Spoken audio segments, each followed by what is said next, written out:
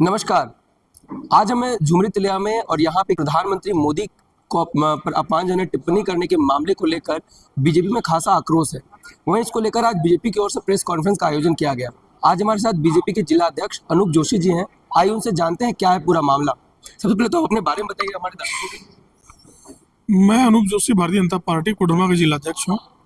कल संध्या 4 बजे के लगभग सतगावा में इंडी गठबंधन के लोगों ने एक मशाल जुलूस निकाला था और प्रधानमंत्री जी का पुतला दहन किया था। लोकतंत्र में विरोध करना सभी का अधिकार है, लेकिन उसकी एक मर्यादा होती है। लेकिन उनमें जो लोग थे वह मर्यादित भाषा में प्रधानमंत्री के नाम से गाली गलौज देना, ये हमारा संस्कार नहीं है, ये हमारे देश लोकतंत्र की ये परिधि नहीं है। और उन्होंने माननीय प्रधानमंत्री यशस्वी प्रधानमंत्री आदरणीय नरेंद्र मोदी जी को गाली गलौज किया। माननीय प्रधानमंत्री जी ने, आप 10 साल पुराने चले जाओ, देश हमारा कहाँ था और आज कहाँ खड़ा है। उन्होंने अपना जी जान मेहनत लगाकर देश को आगे बढ़ाने के लिए, एक विकासशील देश से निकालकर विकसित देश का बनाने के लिए अथक प्रयास किया। हमारे देश में रेलवे लाइन का विकास हो, या प्लेटफॉर्मों का, स्टेशन का जीर्णोद्वार हो, या रेलवे लाइन और ट्रैक बिछाना हो। बिना फाटक के हमारे यहाँ हजारों रोड थे जहाँ हजारों लोग हमेशा कट के मर जाते थे। वहाँ पर अंडरपास बनवाना है, आरओबी करवाना। पूरे देश में बिना फाटक रही, तब कोई फाटक नहीं रहा, सब जगह आरओबी बना दिया गया। सड़क परिवहन में पूरे देश में सड़कों का जाल बिछा, NH 4 लेन और जहाँ जरूरत हुई 6 लेन 8 लेन तक बनी। जलमार्ग से भी हमारे यहाँ परिवहन की सुविधा दी गई। विदेश नीति पे आप जाके देखो तो भारत के प्रधानमंत्री, रक्षा मंत्री कल विदेश जाते थे तो अमेरिका जैसे देश में उनका कपड़ा खोल के चेक कराया जाता था। आज हमारे प्रधानमंत्री जाते हैं तो प्रोटोकॉल तोड़ करके लोग मिलने के लिए उनके आते हैं, चाहे वो बाइडेन हो, चाहे रूस के राष्ट्रपति हो, फ्रांस के राष्ट्रपति हो। हर आदमी प्रधानमंत्री नरेंद्र मोदी से मिलकर अपने आप को गर्व महसूस करता है कि मैं एक बहुत बड़े आदमी से मिला हूँ। विश्व के एक बड़े नेताओं में आज उनका नाम सबसे अग्रणी के रूप में है। रूस से यूक्रेन का युद्ध हो तो उस युद्ध में भी जब भारत का झंडा लगा तो युद्ध विराम हो गया और भारत के लोगों के आड़ में पाकिस्तान के लोग भी, बांग्लादेश के लोग भी और भी कई देशों के छात्र वहां पढ़ते थे, वो बाहर आए।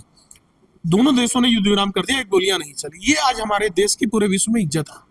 सऊदी में, इस्लामिक देश में मंदिर बन जाना, वहां के नवाब ने अपने माथे के ऊपर भागवत रख करके गई और मंदिर की पूजा कराई, ये एक बहुत बड़ा इतिहास का देन है। तो ऐसे यशस्वी प्रधानमंत्री जो 500 वर्षों का हमारे यहाँ एक राम मंदिर का लड़ाई चल रही थी, उसको खत्म करवा देना, राम मंदिर का निर्माण करवा देना, वैमनस्यता खत्म करवा देना। पुराने हमारे आज तक मंदिर तोड़े हुए इतिहास में पड़े थे, लेकिन सब मंदिरों का जीर्णोद्वार करवाना, ये एक बहुत बड़ी देन उनकी है।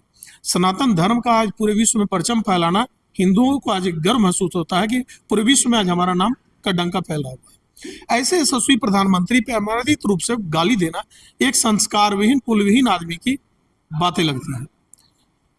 अपने भाषण में उन लोगों ने वहां पर हमारी लोकप्रिय सांसद आदरणीय अन्नपूर्णा देवी जी के बारे में बहुत गलत बयान दिया। उनके पास इतनी संपत्ति से कहां से आई?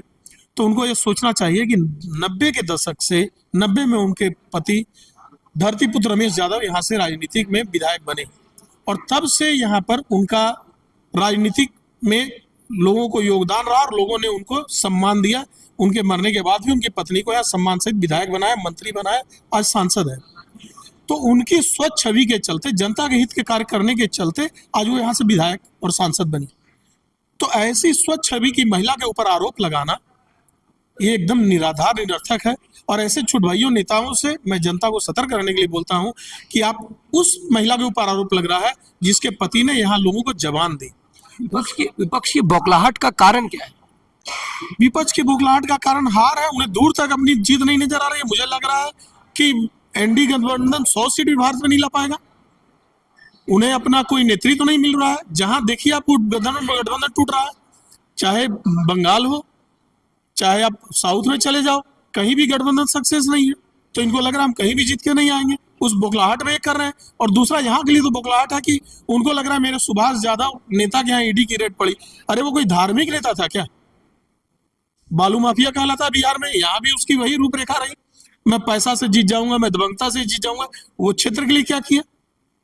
कल चतरा से चुनाव लड़ रहा था, वहां हार गया तो कोडरमा आया। तो सोच रहा है यहाँ के जादव भोले भाले हैं, हम उनको लुंगी धोती साड़ी पहना देंगे तो हम यहाँ चुनाव में वर्चस्व कर लेंगे। ऐसे भोले भाले लोग हैं, लेकिन बेवकूफ नहीं है। उनको कहीं स्थान नहीं मिलने जा रहा है। और उसी खिसियानी बिल्ली खंभा नोचे में वो हमारे प्रधानमंत्री के लिए अमरदेती भाषा बोलते हैं। ये उनका यही प्रतीत होता है। इसलिए मैं जनता से अपील करता हूं कि ऐसे दबंग को कल भी कोडरमा जिला बर्दाश्त नहीं किया, आज ही बर्दाश्त नहीं करेगा। यहाँ की भोली भाली जनता उन्हें मुंहतोड़ जवाब दे। जनता बैलेट से जवाब देती है। हमारी सांसद को पिछली बार 4.5 लाख मतों से जीते थे, इस बार 6 लाख 7 लाख मतों से जीता है। ये मैं जनता से अपील करता हूँ। विपक्ष की ओर से बयान दिया गया, तो उसको लेकर अब बीजेपी का कदम क्या है? कुछ जानकारी आ रही है कि कहीं आप लोग एफआईआर दर्ज करवाए हैं? सतगावा में जो कांड हुई उसके लिए हम लोगों ने एफआईआर दर्ज करवाया। अमर्यादित भाषा का गाली गलौज देने के लिए प्रधानमंत्री का हम लोगों ने उन पर केस किया है। अब पुलिस तो संज्ञान लेना है। जो धारा बनती है ऐसे कुकर्मी लोगों पर उस धारा के तहत केस करना चाहिए और जेल भेजना चाहिए, जिससे कल इस चीज को बढ़ावा न मिले। प्रधानमंत्री पूरे देश के प्रधानमंत्री होते हैं, न किसी पार्टी के, न किसी निजी आदमी के। वो उनके भी प्रधानमंत्री और हमारे भी प्रधानमंत्री है, तो उनके बारे में अमर्यादित भाषा बोलना ये एक संस्कार विहीन बातें है, जो हम लोग भारतीय जनता पार्टी बर्दाश्त नहीं करते हैं। जवाब हमें भी देना आता है, लेकिन हम मर्यादा से बंधे हुए होते हैं, क्योंकि हमारी पार्टी हमें मर्यादा सिखाती है। यहाँ पे लोकसभा चुनाव को लेकर बीजेपी की ओर से कोडरमा में किस तरह का कार्य किया जा रहा है, जरा ये बता दें। लोकसभा चुनाव के लिए हम क्या कार्य करेंगे? हम तो हमेशा चुनावी मोड में रहते हैं, क्योंकि हम हमेशा जनता हित के लिए कार्य करते हैं। कोडरमा में विकास का अंबार आया, मेडिकल कॉलेज मिला जो बंद हो गया था, उसका रिटेंडर करा के हमारी सांसद ने फिर से उसे चालू करवाया। नर्सिंग अस्पताल दिलवाया, केंद्रीय विद्यालय खुलवाया, रेलों का जाल बिछवा दिया, जो ट्रेन यहाँ नहीं ठहरती सबका ठहराया करवाया। वंदे मातरम ट्रेन रांची से बनारस, रांची से पटना वंदे भारत ट्रेन चलवाई। परसाबाद में बरसों की मांग थी मुंबई मेल की, उसका ठहराव करवाया। तो इतना विकास करवाया कि हमें लोकसभा में तो हमें साफ चित नजर आ रही। इसी की बौखलाहट तो है इंडी गठबंधन को, कि उसे दूर तक कहीं अपना नेता नहीं नजर आ रहा हमारे सामने। विपक्ष को क्या नसीहत देना चाहेंगे? मर्यादा में रह के संस्कार की राजनीति कीजिए। भारत एक धर्मपरायण देश है, संस्कारी देश है। हम सहिष्णु वातावरण में जीते हैं। हम सबका साथ, सबका विकास, सबका प्रयास की बातें करते हैं। 80 करोड़ जनता को मुफ्त अनाज मिलता है, तो उसमें हिंदू मुसलमान हम कहीं किसी को नहीं देखते। गरीब अमीर सबका हम भेदभाव नहीं करते। हम सबको साथ लेके चलते हैं, अगड़ा हो पिछड़ा हो सबको साथ लेके चलते हैं। तो संस्कार की राजनीति कीजिए, स्वच्छ राजनीति कीजिए। अच्छी राजनीति कीजिएगा तो कहीं आपको भी सम्मान मिलेगा, इज्जत मिलेगी। हमारे साथ बीजेपी के कुछ और नेता है, उनसे जानते हैं सतगांव में जिस तरह घटना हुई थी उसको लेकर बीजेपी में कितना आक्रोश है और इसको लेकर ये क्या कहते हैं। जरा सबसे पहले आप अपने बारे में बताइए हमारे दर्शकों को। मैं रवि मोदी, प्रदेश कार्य समिति सदस्य, पूर्व जिला अध्यक्ष रह चुका हूं। अभी वर्तमान में प्रदेश कार्य समिति सदस्य हूं। और ये जो सतगांव में जो घटना घटी है, ये बहुत निंदनीय घटना है। और इस घटने को हम अच्छी नज़र से हम लोग नहीं देखते हैं। मतलब हम लोग सम्मानित मतलब पार्टी है, हमारे सम्मानित सब हमारे सम्मानित नेता लोग हैं, और इस तरह का असंसदीय भाषा का प्रयोग करना अच्छी बात नहीं है। पुलिस अफसर प्रशासन से मैं यही चाहूँगा कि जो ऐसे लोग किए हैं उन लोगों पर कड़ी से कड़ी कार्रवाई करें। बड़ा लोकतांत्रिक देश है, यहाँ लोकतंत्र में गुंडागर्दी का कोई स्थान नहीं है। कल सतगांव में जिस तरह से इंडी गठबंधन के नेताओं द्वारा माननीय यशस्वी प्रधानमंत्री नरेंद्र भाई मोदी जी के आपत्तिजनक टिप्पणी, गाली गलौज करना, इतना निचला स्तर का राजनीति करना, ये शोभा नहीं देता है। और हम चाहेंगे, चूँकि हमारे जो यहाँ के गठबंधन के नेता हैं उनको हम नसीहत देना चाहते हैं कि चूँकि आप भी बहुत दिनों से राजनीति करते हैं, स्वच्छ राजनीति करें। राजनीति की जो परंपरा यहाँ रही है वह स्वच्छ रही है। यहाँ कभी गाली गलौज, दबंग नीति का कहीं कोई स्थान नहीं है। ये पूरे देश के प्रधानमंत्री हैं, आपको भी प्रधानमंत्री मानना चाहिए। आपके मानने और नहीं मानने से वो प्रधानमंत्री नहीं रहेंगे, ऐसी कोई बात नहीं है। अपना संस्कार को सुधारें और भविष्य में ऐसी गलती नहीं करें।